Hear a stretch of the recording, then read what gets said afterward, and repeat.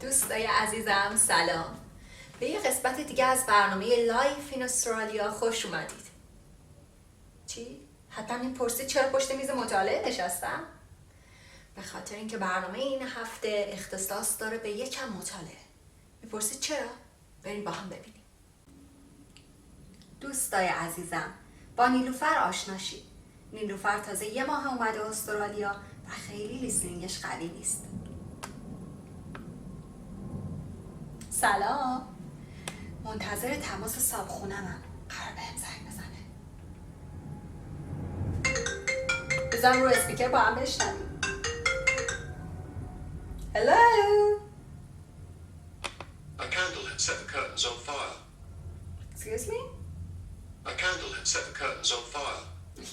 Yes, thank you, bye.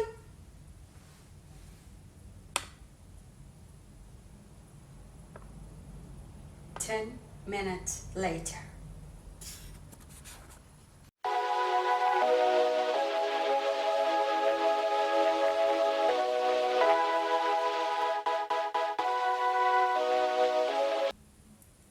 قبول دارم این سناریو یکم غلوف بود. میخواستم شما رو علاقه‌مند کنم به ادامه دیدن برنامه.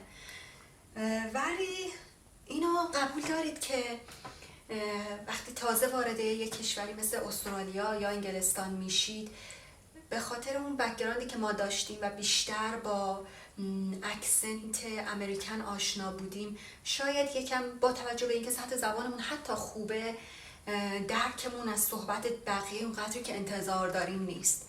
برای همین تصمیم گرفتم این ویدئو رو بسازم و راجع به یه مسئله اصلی که همیشه فراموش میشه تو کلاس‌های زبان مطرح شه باهاتون صحبت کنم و اون هم فونتیک هستش. پس بریم که برنامه رو ببینیم.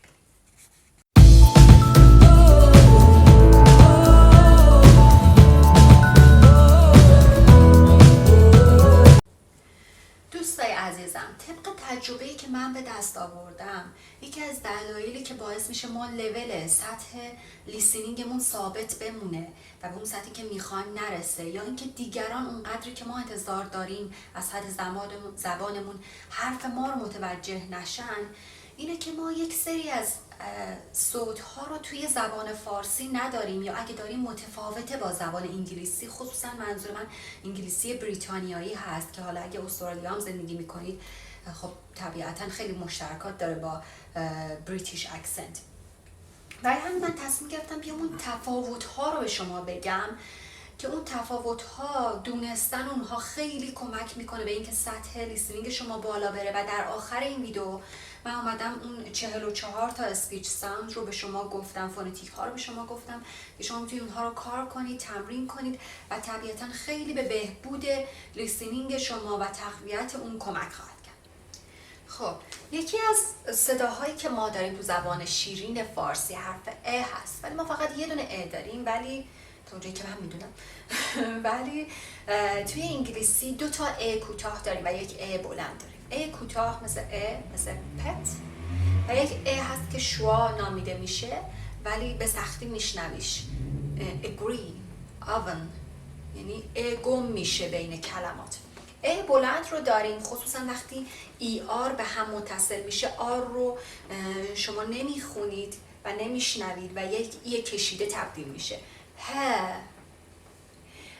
صدای بعدی ای هست که 2 تا صدا داریم، ای کوتاه و ای بلند. ای کوتاه مثل بیت و ای بلند مثل هی. آ رو داریم که باز 3 تا آ داریم، 2 تا آ کوتاه و یک آ بلند. آ کوتاه مثل واز و یک آ کوتاه‌تر داریم، شورت کاملا میشه کاپ، یعنی خیلی کوتاه شنیده میشه. و آ بلند خصوصا ای آر آ خونده میشه، مثل پارک که در زبان فارسی پارکه، در انگلیسی بریتانیایی ما میگیم پارک. او رو داریم که او کشیده هست و او 2 صداه که for and go. اونم یه او هست که حالا تهش رو اگه درست بشنوین go، او گفته میشه. او هست که مثل look که کوتاهه و food که کشیده است. سه رو داریم که خب توی زبان فارسی ما چند تا سه داریم ولی سه رو سه تلفظ میکنیم، ولی در زبان انگلیسی یه سه داریم که مثل زبان فارسی تلفظ میشه، با اسم نوشته میشه مثل سیت، و یه سه داریم که با TH تلفظ میشه که زبون رو میاریم بین دوتا دندون و یه جوری فوت میکنیم مثل with. ز رو داریم که باز همین قضیه است که زی هست یا ز هست مثل زو، و TH هست مثل mother تلفظ میشه، اونم زبون میاد بین دوتا دندون قرار میگیره، ولی خب خیلی قرار نیست بیرون بیاد و سعی میکنیم که هوا رو توش بدمیم مگه درست بگم.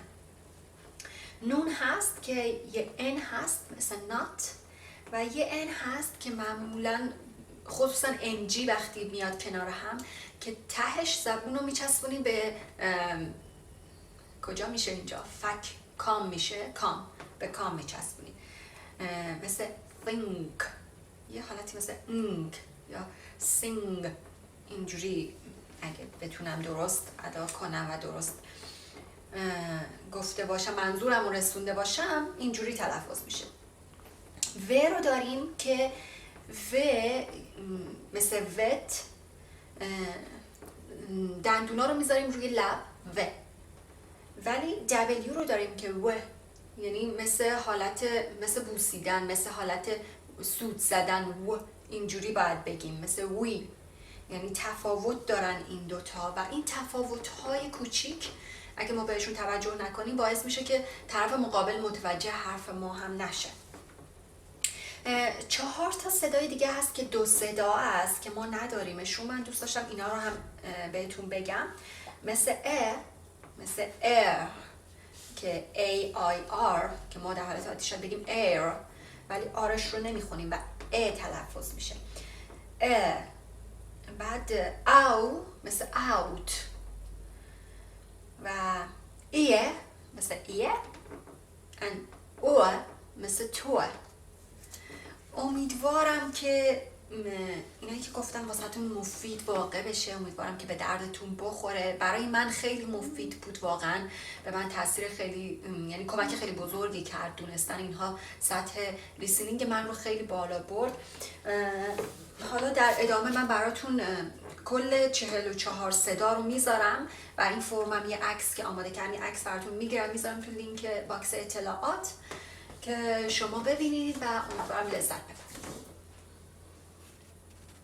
دوستای عزیزم، این فرمی که اینجا براتون تهیه کردم فونتیک الفبت هست که 44 تا فونتیک رو میبینید که به 4 دسته اصلی تقسیم میشه: short vowels, long vowels, diphthongs و consonants.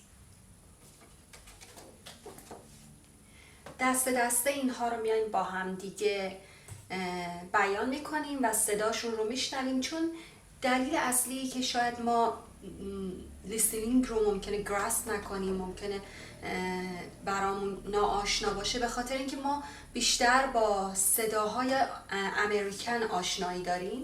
برای همین اگه بتونیم صدای بریتیش رو تشخیص بدیم میتونیم به راحتی، یعنی شما کلمه رو میدونید ولی توی جمله که به کار میره اونا یه صدای دیگه رو استفاده میکنن و تولید میکنن و با دانستن اینها میتونید طبیعتا لیسنینگتون رو خیلی زودتر و بهتر تقویت کنید. as in cat and ham. as in pet and head. as in bit and him. as in dog and was. as in cup and love. as in pull and look. as in agree and other. میریم سراغ long vowels. as in bath and park. as in he and feet. as in hair and bed. as in fall and ball. Oo as in do and food. قسمت بعدی شامل دیفتانگز هست که دو صدای هستن. A as in day and rain. I as in find and fly. O as in go and boat. Oi as in oil and toy. Ow as in out and how. Air as in air and bear. Ear as in ear and beer. Ur as in tour and lure. حالا میریم که کانسونانت ها رو با هم مرور کنیم. P as in push and up. B as in big and rub. T as in top and hot. D as in dog and hit. K as in cup and kick. G as in go and hug. F as in phone and off. V as in vet and of. Th as in thin and with. Th as in this and mother. S as in sit and dance. Z as in zoo and is. Sh as in shop and wish. J as in measure. Ch as in chin and much. J as in joke and age. As in met and him. As in not and fine. As in song and think. As in run and around. O as in leg and fall. W as in we and wash. Y as in you and yes. دوستای عزیزم، امیدوارم برنامه این هفته هم واسهتون مفید واقع شده باشه. خوشحال میشم که اگه دوست دارید برنامه ها رو تماشا کنید دکمه سابسکرایب رو این پایین فشار بدید و عضو کانال ما بشید. ویدیوهای دیگر رو هم میتونید مشاهده کنید و لذت ببرید. اگه پیشنهاد و انتقادی هم دارید، من با گوش جانم شنوای صحبت شما هستم و سعی میکنم که برنامه ها رو هرچی بیشتر بهبود بدم. و اگه پیشنهادی دارید برای برنامه دیگه که میتونه مفید واقع بشه برای شما، حتما با من در میان بذارید. خوشحال میشم پیشنهادات شما رو بشنوم. دوست دارم که برنامه بعدی هم با ما همراه باشید. روز خوبی رو داشته باشید و هفته خوبی رو پیش رو داشته باشید. دوستدار شما. خدا نگهدار.